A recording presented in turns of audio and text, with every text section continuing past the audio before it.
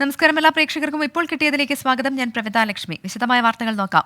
Muvattupuzha general ആശുപത്രിയിൽ യുവതിയെ കുത്തിക്കൊന്നു. നിരപ്പ് സ്വദേശി സിംന സക്കീറാണ് മരിച്ചത്. ആക്രമണം നടത്തിയ ഷാഹുൽ അലിയെ പോലീസ് പിടികൂടി. കൊലപാതക കാരണം വ്യക്തമല്ല. ചികിത്സയിലുള്ള പിതാവിനെ കാണാനാണ് സിംന ആശുപത്രിയിലെത്തിയത്. വിഷ്ണു സുരേഷ് പാലക്കാട് നിന്ന് ചേരുന്നു. വിഷ്ണു, ഗുരുതരമായ കൃത്യമാണ്. ആശുപത്രിയിൽ വെച്ചാണ് യുവതിയെ കുത്തിക്കൊന്നിരിക്കുന്നത്. എന്താണ് കാരണമെന്ന് വ്യക്തമാകുന്നുണ്ട്?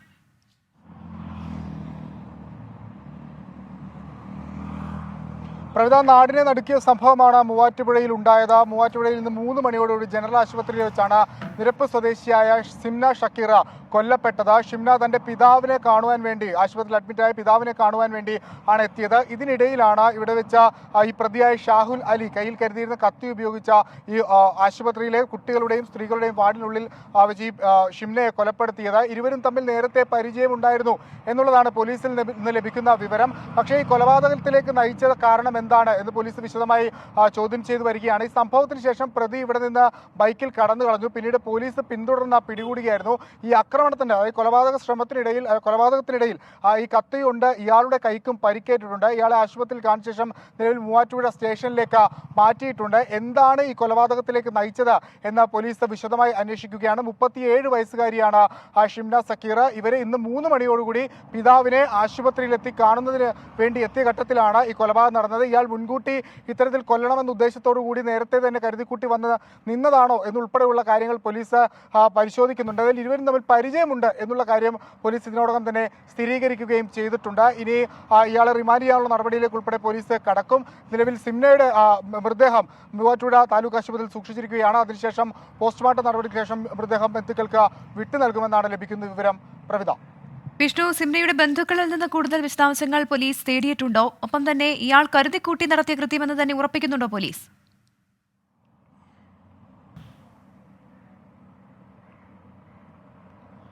പ്രവിധ, അങ്ങനെ ഒരു പ്രാഥമിക നിഗമനത്തിലാണ് പോലീസ് എത്തിയിരിക്കുന്നത്. അതായത് 3 മണിയോടുകൂടി സിംന ഈ ജനറൽ ആശുപത്രിയിലേക്ക് എത്തുന്നു, പിതാവിനെ കാണുന്നു. അതിനുശേഷം പുറത്തിറങ്ങുന്ന ഘട്ടത്തിൽ ഈ കുട്ടികളുടെയും സ്ത്രീകളുടെയും വാർഡിൽ വെച്ചാണ് സിംന ആക്രമിക്കപ്പെടുന്നത്. അത് ഇയാൾ അവിടെ സിംനയെ പിന്തുടർന്നെത്തി ഒരു പക്ഷേ അത്തരത്തിലുള്ള ആക്രമണം നടത്തിയതാവാം എന്നുള്ളതാണ് പോലീസിന്റെ നിഗമനം. കാരണം ഇയാളുടെ കയ്യിൽ കൃത്യമായി കത്തി ഉണ്ടായിരുന്നു. ഒരാൾ കത്തി കൊണ്ട് നടക്കുകയാണെങ്കിൽ അത് ആക്രമിക്കണം എന്ന ഉദ്ദേശത്തോടു കൂടിയായിരിക്കും. അതുകൊണ്ട് മുൻകൂട്ടി ഏതെങ്കിലും തരത്തിലുള്ള ഇത് കരുതിക്കൂട്ടി ചെയ്തതാണ് എന്നൊരു പ്രാഥമിക നിഗമനത്തിലേക്ക് പോലീസ് എത്തിയിട്ടുണ്ട്. ഇയാളെ കൂടുതൽ വിശദമായി ചോദ്യം ചെയ്ത ശേഷം മാത്രമായിരിക്കും അതിന്റെ ഒരു ഔദ്യോഗിക സ്ഥിരീകരണത്തിലേക്ക് പോലീസ് എത്തുക. എന്താണ് ഈ കൊലപാതകത്തിലേക്ക് നയിച്ചത് എന്നുള്ള കാര്യത്തിലാണ് ഇനി വിശദമായ ഒരു പരിശോധനയും അന്വേഷണവും വേണ്ടത്. ഇരുവരും തമ്മിൽ പരിചയമുണ്ട്, അത് ഏതെങ്കിലും തരത്തിൽ ഉള്ള ഒരു സൗഹൃദമാണോ എന്ന് പോലീസ് പരിശോധിക്കുന്നുണ്ട്. മറ്റ് സാമ്പത്തിക ഇടപാടുകളുടെ കാര്യങ്ങൾ ഉൾപ്പെടെ പോലീസ് പരിശോധിക്കുന്നുണ്ട്. അതൊക്കെ ആ കാര്യങ്ങളിലെല്ലാം അല്പസമയത്തിനകം തന്നെ വ്യക്തത വരും. ഏറ്റവും പ്രധാനപ്പെട്ടത് ആശുപത്രിക്കകത്ത് വെച്ചാണ് ഇത്തരത്തിലൊരു കൊലപാതകം നടന്നത് എന്നുള്ളതാണ്. സെക്യൂരിറ്റി ജീവനക്കാർ ഉൾപ്പെടെ ഉണ്ടായത്. പക്ഷേ അവരാരെയും ശ്രദ്ധ പറ്റുന്നതിന് മുൻപ് തന്നെ ഇയാൾ ഇവരെ ആക്രമിച്ച കഴുത്തിനും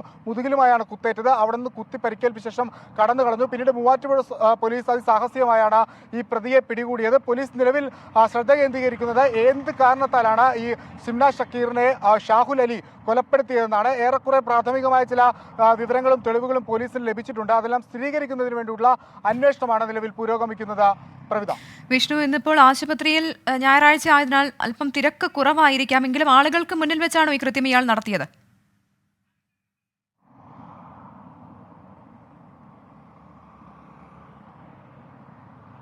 പ്രവിധ, തിരക്കുള്ള ഒരു വാർഡാണ്, പ്രത്യേകിച്ച് കുട്ടികളുടെയും സ്ത്രീകളുടെയും വാർഡാണ്. അവിടെ വെച്ചാണ് ഈ കൊലപാതകം നടന്നത്.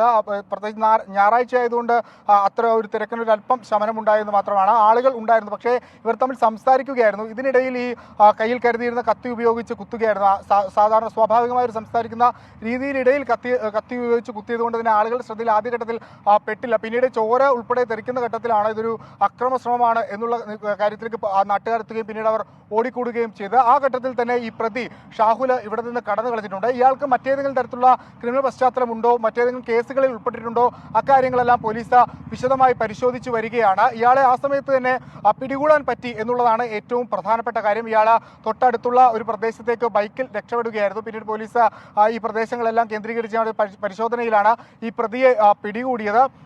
അതിദാരുണമായ സംഭവം. ഒരുപക്ഷെ 3 മണിയോടുകൂടി ഈ സംഭവം നടക്കുന്നു എന്നുള്ളതാണ്. നേരത്തെ കഴിഞ്ഞ വർഷം അങ്കമാലിയിൽ ഇത്തരത്തിലൊരു സംഭവം നടന്നു. നടന്നിരുന്നു. ഒരു വീട്ടമ്മയെ ആശുപത്രിയിൽ എത്തിച്ച് സ്വകാര്യ ആശുപത്രിയിൽ എത്തിയ ഘട്ടത്തിൽ അവിടെ ആശുപത്രിക്കുള്ളിൽ കയറി ഒരു പ്രതി കൊലപ്പെടുത്തുന്ന സാഹചര്യമുണ്ടായി. അതിന് പിന്നാലെ ഇപ്പോൾ മൂവാറ്റുപുഴയിലും അതേ സംഭവം തന്നെ ആവർത്തിച്ചിരിക്കുന്നു. ആശുപത്രിയിൽ കൂടുതൽ സുരക്ഷകൾ ശക്തമാക്കണം എന്നുള്ളൊരു സൂചന കൂടിയാണ് ഇത് നൽകുന്നത്. അതുമായി ബന്ധപ്പെട്ടുള്ള ഒരു ഇന്റേണൽ അന്വേഷണം ആശുപത്രിയുടെ ഭാഗത്തുനിന്ന് ഉണ്ടാകും. ഏതെങ്കിലും തരത്തിൽ സുരക്ഷാ വീഴ്ച സംഭവിച്ചിട്ടുണ്ടോ എന്നുള്ള കാര്യത്തിൽ എന്തായാലും നിലവിൽ പ്രതിയെ പിടികൂടിയിട്ടുണ്ട്. എന്താണ് ആക്രമണ കാരണം എന്നുള്ളതാണ് പോലീസ് പരിശോധിക്കുന്നത്.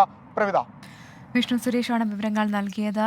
തീർത്തും സങ്കടകരമായ വാർത്തയാണ് മൂവാറ്റുപുഴയിൽ നിന്ന് വരുന്നത്. ജനറൽ ആശുപത്രിയിൽ യുവതിയെ കുത്തിക്കൊന്നു. നിരപ്പ് സ്വദേശി സിംന സക്കീറാണ് കൊല്ലപ്പെട്ടത്. ആക്രമണം നടത്തിയത് ഷാഹുൽ അലിയാണ്. പോലീസിന്റെ പിടിയിലായിട്ടുണ്ട് ഇയാൾ. കൂടുതൽ കാര്യങ്ങൾ പോലീസ് ഇയാളിൽ നിന്ന് ചോദിച്ചറിയുകയാണ്. കൂടുതൽ വിശദാംശങ്ങൾ ഉടൻ തന്നെ പ്രേക്ഷകരിലേക്ക് എത്തിക്കാമെന്ന് കരുതുന്നു. സംസ്ഥാനത്ത് പലയിടങ്ങളിലും കടൽക്ഷോഭം. ആലപ്പുഴയിലും തിരുവനന്തപുരത്തും തൃശൂരിലും കടലേറ്റമുണ്ടായി. ആലപ്പുഴയിൽ പുറക്കാട്, വളഞ്ഞവഴി, ചേർത്തല, പള്ളിത്തോട് എന്നിവിടങ്ങളിലാണ് കടലേറ്റമുണ്ടായത്. തൃശൂർ പെരിഞ്ഞനം ബീച്ചിൽ മത്സ്യബന്ധന സാമഗ്രികൾക്ക് കേടുപാടുണ്ടായി. തിരുവനന്തപുരം കരുംകുളത്ത് വീടുകളിൽ വെള്ളം കയറി. മനീഷ് മഹിപാൽ ആലപ്പുഴയിൽ നിന്നും, സൂരജ് സജി തൃശൂരിൽ നിന്നും, എൻ ജി പ്രതീഷ് തിരുവനന്തപുരത്തു നിന്നും ചേരുന്നുണ്ട്. ആദ്യം മനീഷ് മഹിപാലിലേക്ക് പോകുന്നു. മനീഷ്, ആലപ്പുഴയിൽ എന്താണ് സ്ഥിതി? ആലപ്പുഴ ജില്ലയിലെ വടക്കൻ അതിർത്തിയായിട്ടുള്ള അർത്തുങ്കൽ മുതൽ തെക്കോട്ട് വലിയഴിക്കൽ വരെയുള്ള ഭാഗം, അതായത് സംസ്ഥാനത്തിന് ഏറ്റവും കൂടുതൽ തീരദേശമുള്ള ആലപ്പുഴ ജില്ലയുടെ ഏകദേശം എല്ലാ സ്ഥലങ്ങളിലും ഇപ്പോൾ കടലാക്രമണം ഉണ്ട് എന്നുള്ള വിവരമാണ് ലഭിക്കുന്നത്. അർത്തുങ്കൽ, ചേർത്തല, അന്ധകാരനഴി, അമ്പലപ്പുഴ, വളഞ്ഞവഴി, തോട്ടപ്പള്ളി, പുറക്കാട്, തൃക്കുന്നപ്പുഴ, വലിയഴിക്കൽ, ആറാട്ടുപുഴ തുടങ്ങിയ സ്ഥലങ്ങളിലൊക്കെ തന്നെ കടലേറ്റമുണ്ട്.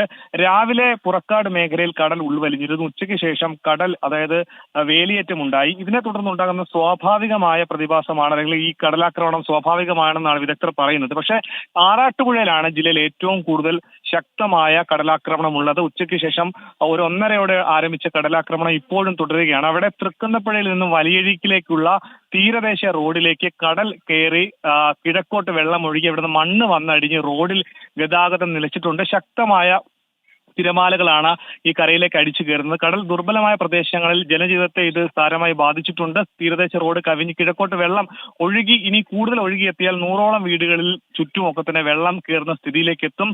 കടലാക്രമണം ഈ നിലയിൽ തുടർന്നാൽ, അതായത് ഇപ്പോഴുള്ള അതേ ശക്തിയിൽ തന്നെ ഇനി വൈകുന്നേരവും രാത്രിയിൽ തുടർന്നാൽ പല വീടുകളിലും വെള്ളം കയറും. അത് ജനജീവിതം കൂടുതൽ ദുരിതത്തിലാകും. പലർക്കും അവിടെ ക്യാമ്പുകൾ തുടങ്ങേണ്ടി വരും. ഒപ്പം തന്നെ ആളുകളെ മാറ്റി പാർപ്പിക്കേണ്ട അങ്ങനത്തെ പ്രശ്നങ്ങൾ ഉണ്ടാകും. പക്ഷേ വിദഗ്ധർ പറയുന്നത് ഈ സമയത്ത്, ഇത് വേലിയേറ്റ സമയത്ത് ഈ ഉച്ചയ്ക്ക് ശേഷം സ്വാഭാവികമായി ഇങ്ങനെ തിരമാലകൾ, ശക്തമായ തിരമാലകൾ ആഞ്ഞടിക്കുന്നതാണ്. രാത്രിയോടുകൂടി തന്നെ ഇത് ശമിക്കുമെന്നാണ് പറയുന്നത്. പക്ഷേ ഈ ആലപ്പുഴയിലെ പ്രധാനപ്പെട്ട പല സ്ഥലങ്ങളിലും ഒക്കെ തന്നെ ടെട്രോപാഡോ അല്ലെങ്കിൽ കടൽ ഭിത്തിയോ ഇല്ലാത്തൊരു സാഹചര്യമുണ്ട്.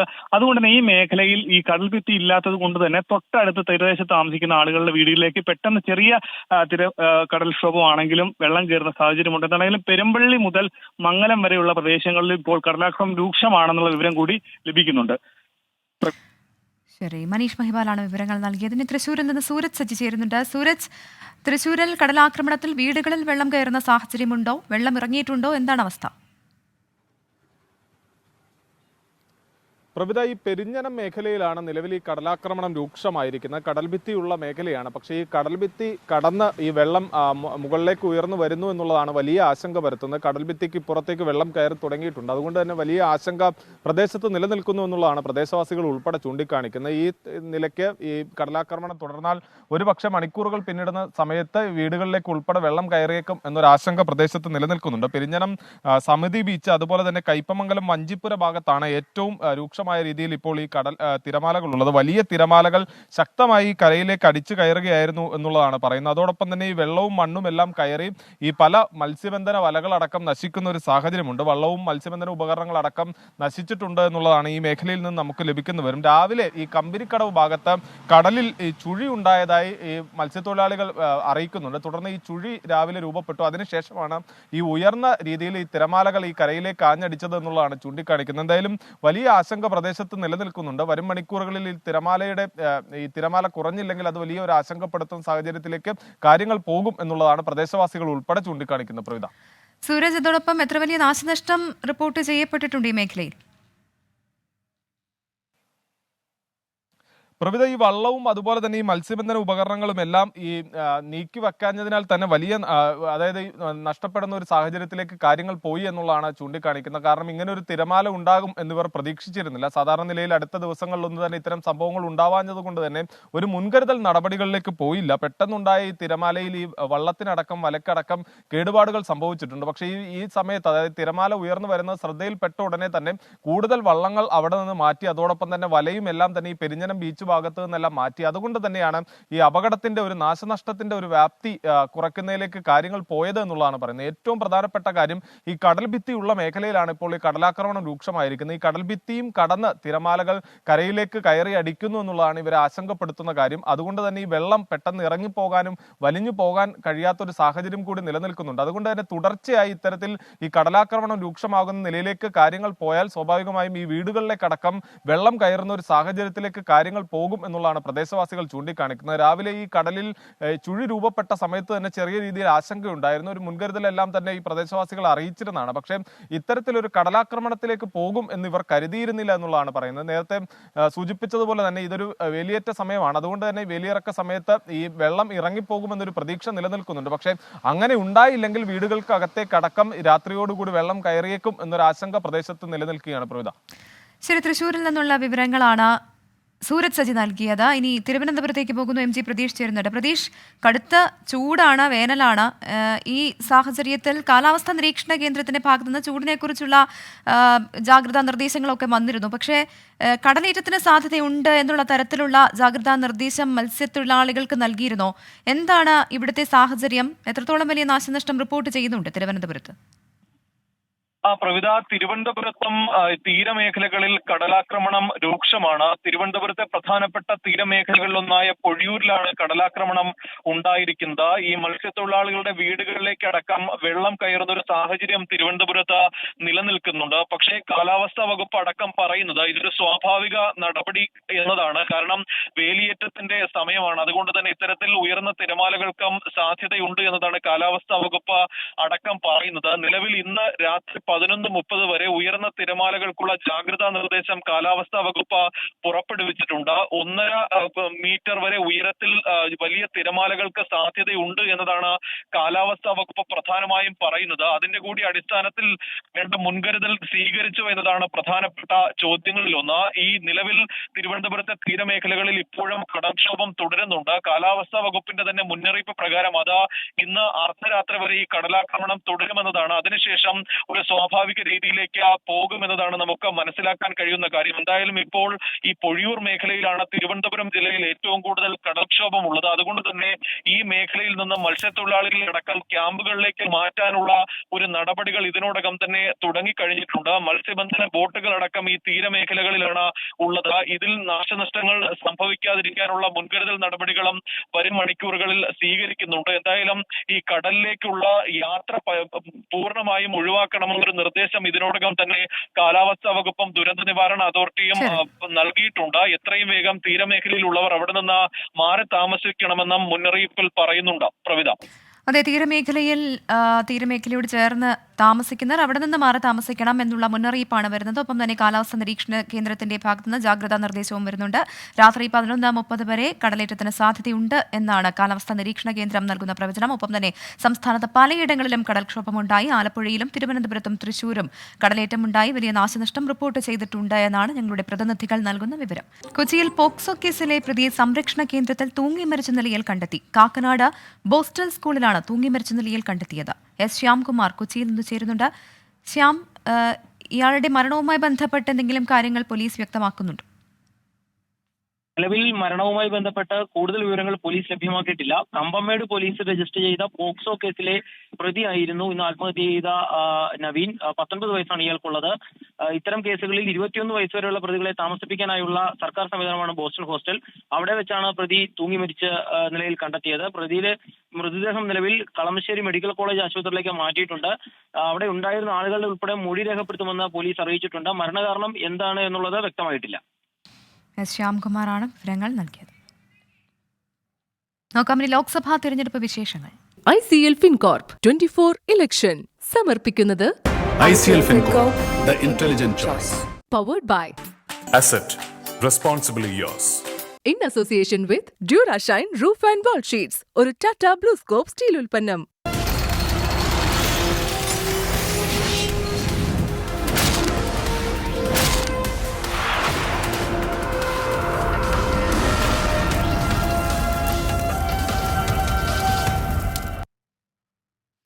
അഴിമതിക്കാരുടെ സഖ്യമാണ് പ്രതിപക്ഷ മുന്നണിയെന്ന് പ്രധാനമന്ത്രി നരേന്ദ്രമോദി. അഴിമതിക്കാർക്കെതിരെ സർക്കാർ നടപടിയെടുക്കുന്നതിൽ ചിലർ പരിഭ്രാന്തരാണ്. എന്നാൽ ഇവർക്ക് സുപ്രീം കോടതിയിൽ നിന്നു പോലും ജാമ്യം ലഭിക്കുന്നില്ലെന്നും പ്രധാനമന്ത്രി പറഞ്ഞു.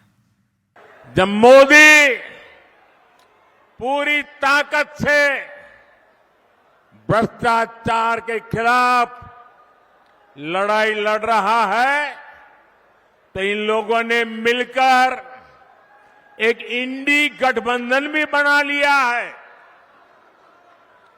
इनको लगता है कि मोदी इनसे डर जाएगा, लेकिन मेरे लिए मेरा भारत मेरा परिवार है. और इसलिए बड़े बड़े भ्रष्टाचारी आज सलाखों के पीछे हैं. सुप्रीम कोर्ट तक जमानत नहीं मिल रही है. കൊച്ചി ഏരൂർ പാലത്തിൽ നിന്ന് ഒരാൾ താഴേക്ക് ചാടി. ആളെ തിരിച്ചറിഞ്ഞിട്ടില്ല. തെരച്ചിൽ താൽക്കാലികമായി അവസാനിപ്പിച്ചു. അശ്വിൻ പാലാഴി കൊച്ചിയിൽ നിന്ന് ചേരുന്നുണ്ട്. അശ്വിൻ, ഇയാളെ കണ്ടെത്താനായിട്ടില്ല എന്നാണ് ഞാൻ മനസ്സിലാക്കുന്നത്. എന്തുകൊണ്ടാണ് താൽക്കാലികമായി തെരച്ചിൽ ഇപ്പോൾ അവസാനിപ്പിച്ചിരിക്കുന്നത്?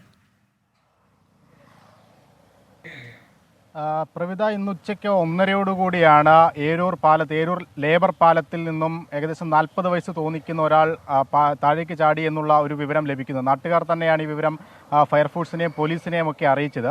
ഉടൻ തന്നെ ഫയർഫോഴ്സ് എത്തി ഈ പ്രദേശത്ത് തെരച്ചിൽ ആരംഭിച്ചിരുന്നു. പക്ഷേ ശക്തമായ അടിയൊഴുക്കുള്ള പ്രദേശമാണ്, ആഴം കൂടിയ സ്ഥലമാണ്. അതുകൊണ്ട് തന്നെ അവിടെ തെരച്ചിൽ പ്രയാസകരമായിരുന്നു. ഏകദേശം 2 മണിക്കൂർ നീണ്ട തെരച്ചിലിനൊടുവിലും ഇയാളെ കണ്ടെത്താനാകാത്തതിനെ തുടർന്ന് ഫയർഫോഴ്സ് താൽക്കാലികമായി തെരച്ചിൽ നിർത്തിവച്ചിരിക്കുകയാണ്.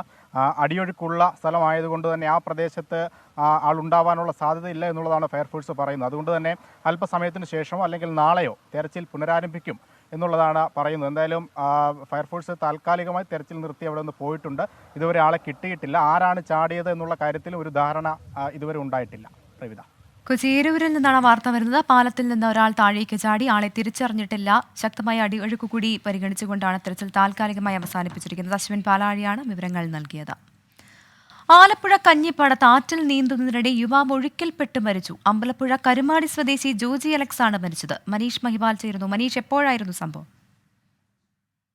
ഇന്ന് ഉച്ചയ്ക്ക് ശേഷമാണ് ഈ അപകടം ഉണ്ടാകുന്നത്. നീന്തതിനിടയിൽ അപസ്മാരം ഉണ്ടായതാണ് വെള്ളത്തിൽ മുങ്ങിപ്പോകാൻ കാരണമെന്നതാണ് നിലവിൽ ലഭിക്കുന്ന പ്രാഥമിക വിവരം. ആലപ്പുഴ കഞ്ഞിപ്പാടത്താണ് ഈ അപകടം ഉണ്ടായത്. പൂക്കേതയാറ്റിൽ നീന്തതിനിടെയാണ് യുവാവിനെ കാണാതായിട്ടുള്ളത്. കാണാതായി മൃതദേഹം ലഭിച്ചത്. അമ്പലപ്പുഴ കരുമാടി സ്വദേശി ജോജി അലക്സിന്റെ മൃതദേഹം നിലവിൽ ഒരു അരമണിക്കൂർ മുൻപാണ് കണ്ടെത്തിയിട്ടുള്ളത്. മാതൃ സഹോദരിയുടെ വീട്ടിലെത്തിയതായിരുന്നു. ഈസ്റ്റർ പ്രമാണിച്ച് മാതൃസഹോദരിയുടെ വീട്ടിലെത്തിയപ്പോഴായിരുന്നു സുഹൃത്തുക്കൾക്കൊപ്പം നീന്താൻ ഇറങ്ങിയത്. ഇങ്ങനെ നീന്തതിനിടയിൽ അപസ്മാരം ഉണ്ടായി അപകടത്തിൽ പെടുകയും ചെയ്തു. ഫയർഫോഴ്സും അമ്പലപ്പുഴ പോലീസും നാട്ടുകാരും ചേർന്ന് നടത്തിയ തെരച്ചിലാണ് ഒടുവിൽ മൃതദേഹം കണ്ടെത്തിയത്. ശരി, മനീഷ് മഹിപാലാണ് വിവരങ്ങൾ നൽകിയത്. ഇതോടെ ഇപ്പോൾ കിട്ടിയത് പൂർണ്ണമാകുന്നു. ഇനി 100 വാർത്തകളുടെ സമയമാണ്. ഗോകുൽ രവിയത്തും 100 ന്യൂസുമായി.